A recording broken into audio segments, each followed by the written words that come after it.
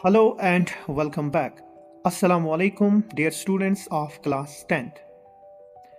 मैं आपका टीचर और गाइड आज मैं आपके लिए लाया हूँ क्लास 10th सोशल साइंस का फाइनल गेस्ट पेपर 2025 जो आपकी बोर्ड एग्ज़ाम प्रिपरेशन को और बेहतर और फोकस्ड बनाएगा। मैंने जेके बोस के पिछले 5 सालों के प्रीवियस ईयर पेपर्स का एनालिसिस किया है। मेरा मकसद ये था कि मैं उन्हीं इम्पॉर्टेंट सवालों को निकालूं जो अक्सर हर साल रिपीट होते आए हैं। तो जो यहाँ पे पेपर्स मैंने दिए हैं ये है 2024 का क्वेश्चन पेपर, ये भी है 2024 का क्वेश्चन पेपर, ये है 25 का क्वेश्चन पेपर, ये भी है 25 का क्वेश्चन पेपर, ये भी है 25 का क्वेश्चन पेपर। ये मैंने उनके स्नैपशॉट्स लिए हैं यहाँ पे और आप इन इमेजेस से भी एनालिसिस कर सकते हैं। ये मैंने कुछ 5 क्वेश्चन पेपर्स लिए हैं और इन्हीं 5 क्वेश्चन पेपर्स का मैंने डीप एनालिसिस किया और इनमें से जो पूछे गए क्वेश्चन है, जो मोस्ट रिपीटेड क्वेश्चन है पांचों में, वो मैंने यहाँ पे निकालने की कोशिश की। ठीक है, तो ये कोई रैंडम गैस नहीं है, इसके पीछे एक डीप एनालिसिस है। मैंने टेक्नोलॉजी का इस्तेमाल किया है।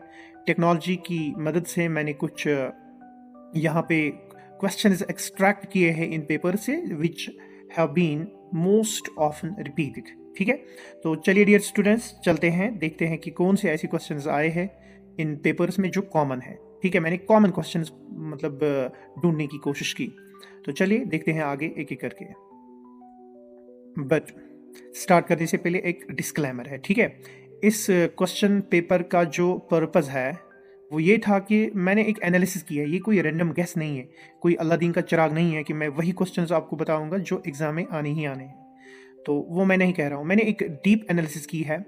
मैंने 5 क्वेश्चन पेपर्स को देखा, इनमें मैंने उन क्वेश्चंस को देखा which have been most often repeated. ठीक है, और मेरा ये इंटेंशन बिल्कुल भी नहीं है कि आप बाकी कंटेंट छोड़ दें और यही क्वेश्चंस आप प्रिपेयर करें। ऐसा मेरा कोई भी इंटेंशन नहीं है। बट स्मार्ट वर्क यही है कि आप इन पे भी काफ़ी ध्यान रख के बनाएं। ठीक है, और जो भी क्वेश्चंस मैं आपके साथ यहाँ पे डिस्कस करूँगा काफ़ी इंपॉर्टेंट है। और दूसरा ये है कि ये कोई गारंटी नहीं है कि यही क्वेश्चंस अपकमिंग एग्जाम में भी पूछे जाएंगे। ये कोई ऑफिशियल कंफर्मेशन नहीं है। ठीक है, जो मैंने यहाँ पे लिस्ट ऑफ क्वेश्चंस बनाए हैं वो एंटायरली मैंने एक एनालिसिस के तौर पे स्टैटिस्टिकल ट्रेंड और पास्ट पैटर्न जो क्वेश्चन पेपर्स के हैं वहीं से एक्सट्रैक्ट करके मैंने उन पेपर्स को देखा। ठीक है, तो आप भी ऐसा कर सकते हैं, बट मैंने आपका काम आसान बनाया है। मैंने आपके लिए ये क्वेश्चंस एक्सट्रैक्ट किए हैं with the help of AI। I have extracted each and every question that have been asked most often. और मैं स्टूडेंट्स को बिल्कुल भी डिस्करेज नहीं कर रहा हूँ कि आप बाकी का सिलेबस छोड़ दें, नहीं। I am advising you to study the entire syllabus. But करना क्या है कि ये जो गेस्ट पेपर में जो question purely selection based question हैं जो मैंने यहाँ पे उठाए हैं, बस ये एक क्या कह सकते हैं यहाँ प्रायोरिटी है।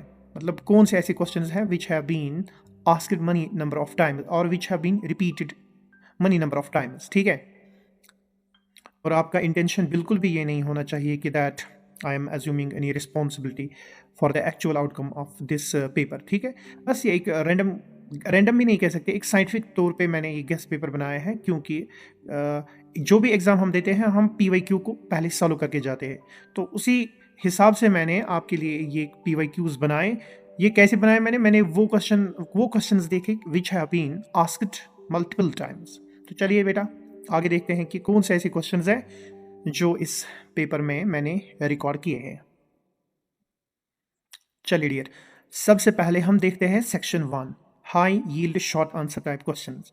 वो क्वेश्चंस जिनके मार्क्स 3 से लेकर 4 मार्क्स तक है। ठीक है, ये जो क्वेश्चंस है they have been consistently repeated. और यहाँ पे मैंने ये भी लिखा कि कितनी बार रिपीट हुए हैं। ठीक है, तो you should have priority on these topics। ठीक है, these questions are consistently repeated and should be the priority for your students preparation। तो आप मेरे स्टूडेंट हैं, जो भी ये मेरा वीडियो देख रहे हैं आप मेरे स्टूडेंट्स हैं। मैं आपके लिए वीडियो रिकॉर्ड कर रहा हूँ, मैं आपका काम आसान कर रहा हूँ। तो अगर आपको ये मेरा वीडियो सही लग रहा है, आपको मेरी प्रिपरेशन मेरी मेहनत आपके लिए अच्छी लग रही है, तो please do like the video and subscribe the channel. और उन स्टूडेंट्स तक भी पहुँचाइए जो इस वीडियो को सच में देखना चाहते हैं, जिनको इस हेल्प की रियल में ज़रूरत है। ठीक है, तो चलिए एक एक करके देखते हैं। सबसे पहले यहाँ पे टेबल पे मैंने सब्जेक्ट लिखा, यहाँ पे क्वेश्चंस, टॉपिक्स, कौन से क्वेश्चंस है ये, और सोर्स ऑफ रिपीटेशन, मतलब कितने पेपर्स में। हमारे पास टोटल स्लॉट था 5 पेपर्स का, ठीक है। तो एक एक करके देखते हैं। हिस्ट्री से नेशनलिज्म, ग्लोबल ग्लोबल क्वेश्चन है वर्ल्ड से। What was the impact of great depression on Indian economy, ठीक है। तो 5 पेपर्स का सेट मैंने लिया था, यानी कि मैंने 5 पेपर्स लिए थे, 5 में से 3 पेपर्स में ये क्वेश्चन रिपीट किया गया। मतलब 3 ऐसे पेपर है 5 में जिनमें ये क्वेश्चन पूछा गया है। चलिए again, why were the corn laws scrapped, corn laws को स्क्रैप क्यों किया गया, एक्सप्लेन एनी 3 रीजंस। तो याद करके जाना इन क्वेश्चंस को। ये भी 3/5, माने कि 5 पेपर्स में कम से कम 3 ऐसे पेपर्स हैं जहां पे ये क्वेश्चन रिपीट हुआ है। Again we will see here, Jammu and Kashmir history के हवाले से या इकोनॉमी के हवाले से जो क्वेश्चन आया है, what were the efforts made by Dogra Maharaja Ranbir Singh to organize silk industry in Kashmir? ये हमारे इस पेपर 3, 4, 5, तो मोस्ट ऑफन ये क्वेश्चन पूछा जाता है। ये भी 3/5, 5 में से 3 ऐसे क्वेश्चन पेपर्स हैं जिनमें ये सवाल रिपीट हुआ है। इसके बाद बेटा हम देखते हैं यहाँ पे ज्योग्राफी के हवाले से क्वेश्चन आया है एग्रीकल्चर में। Explain any 4 characteristics of commercial farming in India. ये भी 3 आउट ऑफ 5 पेपर्स में ये क्वेश्चन आया है, ठीक है। मतलब जो भी मैंने यहाँ पे क्वेश्चंस लाए हैं ना, ये मोस्ट ऑफन रिपीटेड है। ज्योग्राफी में रिसोर्सेज चैप्टर से ये क्वेश्चन आया है, describe the distribution of iron ore in India. Booklet 3, 4, 5 में ये क्वेश्चन रिपीट हुआ है, 3/5, again you can see here. And finally history में ये इंडस्ट्रियलाइजेशन के हवाले से जो क्वेश्चन पूछा गया है, write some of the inventions that help the growth of textile industry. तो इसका शायद और भी आता है। तो ये 3/5, अगेन 5 में से 3 ऐसी क्वेश्चन पेपर से 3 ऐसी क्वेश्चन बुकलेट है मेरे पास जिनमें ये क्वेश्चन पूछा गया है। तो आप देख सकते हैं ये हाई प्रायोरिटी जोन है, ठीक है, high priority zone. So you can imagine that out of 5 booklets, there are almost 3 booklets in which these questions have been repeated. These questions have been frequently asked. ठीक है, चलते हैं next section पे। तो बेटा ये है section 2, most repeated long answer type questions, ठीक है। इन क्वेश्चंस में यही स्ट्रक्चर, कॉन्सेप्चुअल टॉपिक्स होते हैं जो आपको मतलब लिखना पड़ता है। तो देखते हैं आगे इनमें से ऐसे क्या क्वेश्चन हैं जो पूछे गए हैं। ये है यहाँ पे स्वीक्स फेडरलिज्म के हवाले से क्वेश्चन आया है। सब्जेक्ट टॉपिक यहाँ पे लिखा है, ए फ्यू सब्जेक्ट्स होता है ना, union list, state list and concurrent list, वहीं से सवाल पूछा गया है। कम से कम 3 ऐसे बुकलेट्स हैं 5 में से जहाँ पे ये क्वेश्चन रिपीटेडली पूछा गया है। A few subjects, for example defence, police, agriculture, education, banking, forests, communication in various lists of the Indian constitution are given here, group them under the union, state and concurrent list.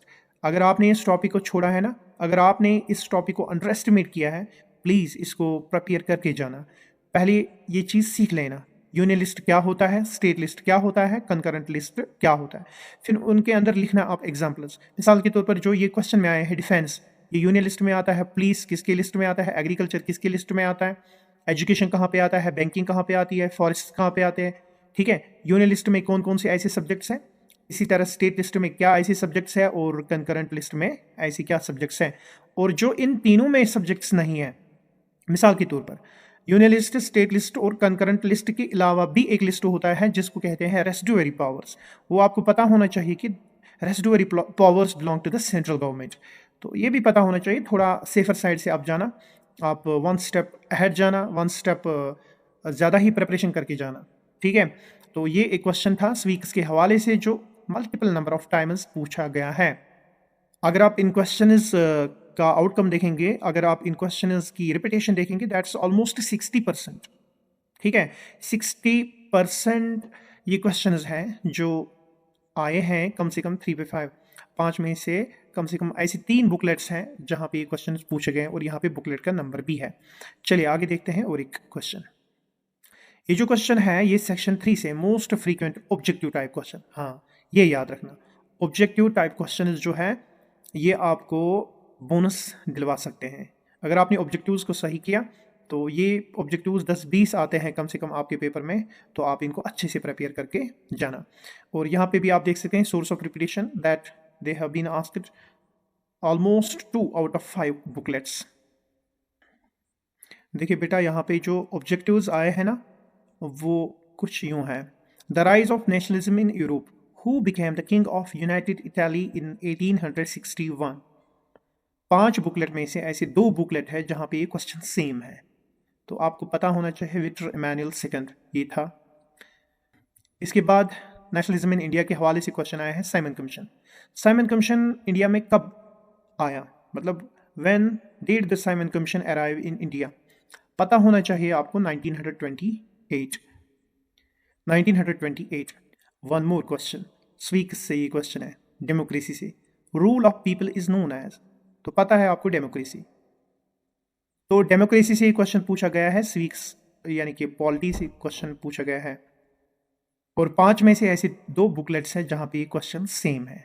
ठीक है, चलते हैं और एक question पे। ये question जो है ये अगेन स्वीक से है, वर्ल्ड से। Identify the south Asian countries that had always a democratic government.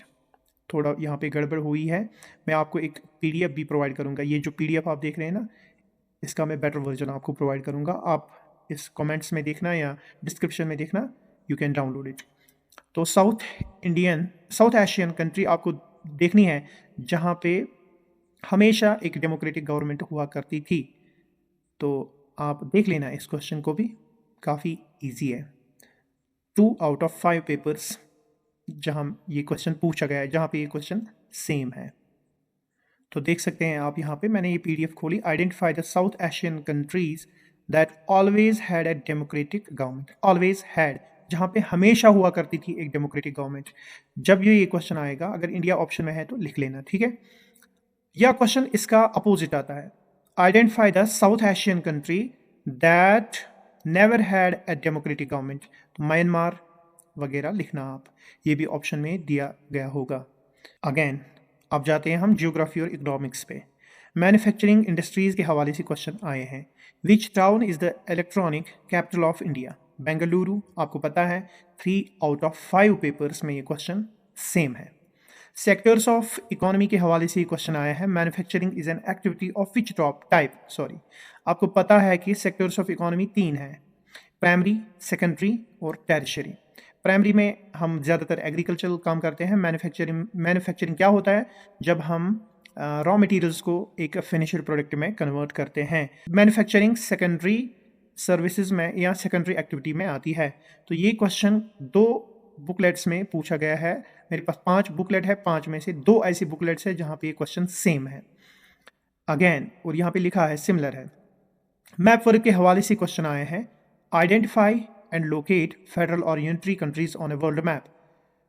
5 में से 2 ऐसे पेपर्स हैं जहाँ पे क्वेश्चन पूछा जाता है। Varies but the requirement is repeated. इसके हवाले से मैंने वीडियो 1-2 अपलोड किए हैं फेडरल और यूनिटरी कंट्रीज के हवाले से, प्लीज़ आप उनको जाके देखना, ठीक है। अब जम्मू एंड कश्मीर के हवाले से यहाँ पे हम कुछ क्वेश्चंस देखते हैं that have been repeated most often. सबसे पहले जम्मू एंड कश्मीर की पॉलिटी के हवाले से क्वेश्चन पूछा गया है। There are number of Rajya Sabha seats in UT of Jammu and Kashmir. Recently Rajya Sabha का इलेक्शन हुआ है, 4 सीट्स है जम्मू एंड कश्मीर में, तो ये 3/5। 5 बुकलेट में से 3 ऐसे बुकलेट्स हैं जहाँ पे क्वेश्चन सेम है। जम्मू एंड कश्मीर हिस्ट्री के हवाले से क्वेश्चन पूछा है। Who was the Maharaja of Jammu and Kashmir at the time of accession. आपको पता ही है ये हरी सिंह है, महाराजा हरी सिंह। तो 2 ऐसे बुकलेट्स है 5 में से जहाँ पे क्वेश्चन सिमिलर है। तो फिर लास्ट क्वेश्चन है यहाँ पे, the tenure of Bakshi Ghulam Mohammad, वो जम्मू एंड कश्मीर हिस्ट्री के हवाले से है।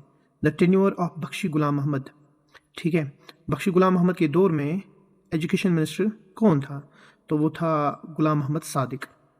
या ऐसा भी कह सकते हैं कि बख्शी गुलाम मोहम्मद का दौर कहाँ से कहाँ तक चला, यानी कि किस डेट से लेकर किस डेट तक चला। परहैप्स 1953 से लेकर 1963 तक चला। आप अपनी बुक में भी देखना ये डेट, बट इस वाला आया है the tenure of Bakshi Ghulam Mohammad was between which date to which date. या ऐसे भी क्वेश्चन आ सकता है कि बख्शी गुलाम मोहम्मद के दौर में एजुकेशन मिनिस्टर कौन था, वो था गुलाम मोहम्मद सादिक। ये क्वेश्चन भी 2/5 पेपर्स में आया, दैट मीन्स 5 में से 2 पेपर्स में ये क्वेश्चन रिपीट हुआ है, ठीक है। आई होप कि ये जो वीडियो था आपके लिए काफ़ी हेल्पफुल साबित होगा। मैंने काफ़ी कोशिश की है इसके अंदर वही क्वेश्चंस रखने की which have been often most often repeated. ठीक है, मैंने कोई कूड़ा करकट इसमें भरने की कोशिश नहीं की। It is very short crisp. ठीक है, काफ़ी क्वेश्चन, छोटे ही क्वेश्चन हैं, 5-10 क्वेश्चन है, बट काफ़ी हाई प्रायोरिटी पे हैं। तो प्लीज़ आप इनको प्रेफरेंस देना, अपने हिसाब से आप इनको प्रायोरिटी देना। ये क्वेश्चंस अक्सर पूछे गए हैं, जितने भी मैंने पेपर्स यहाँ पे चेक किए हैं, हर एक पेपर में कम से कम 3-2 ऐसे पेपर्स हैं जहाँ पे क्वेश्चंस रिपीटेड है। तो ये एक स्मार्ट एनालिसिस होती है। कोई भी जब एग्ज़ाम होता है, लाइक यूपीएससी का एग्ज़ाम देते हैं, लाइक नीट का एग्ज़ाम देते हैं, तो एक स्टूडेंट को चाहिए कि वो पीवाईक्यू का एनालिसिस करे। ठीक है, तो यूपीएससी में कम से कम एक स्टूडेंट, या जेकेपीएससी में कम से कम एक स्टूडेंट 10-10, 15-15 साल की पीवाईक्यूज पढ़ के जाता है। तो पीवाईक्यू से एक अंदाज़ा लग जाता है कि कौन से ऐसे टॉपिक्स हैं विच आर फेवरेट। तो उसी हवाले से, उसी लाइन पे मैंने ये जो वीडियो यहाँ पे रिकॉर्ड किया, ये मैंने कुछ क्वेश्चंस आपके लिए एक्सट्रैक्ट किए हैं इन 5 बुकलेट से। आई होप कि काफ़ी हेल्प मिलेगा और आपका काम भी इनसे आसान हो जाएगा। तो स्टूडेंट्स, ये थी final list of most expected questions. लेकिन एक छोटी सी बात, ये गेस्ट पेपर सिर्फ ट्रेंड एनालिसिस पर मबनी है। ठीक है, this is based on analysis. बेहतरीन रिजल्ट्स के लिए पूरा सिलेबस ज़रूर पढ़ें और रिवाइज करें। शुक्रिया। वीडियो पसंद आए तो लाइक और शेयर ज़रूर करें।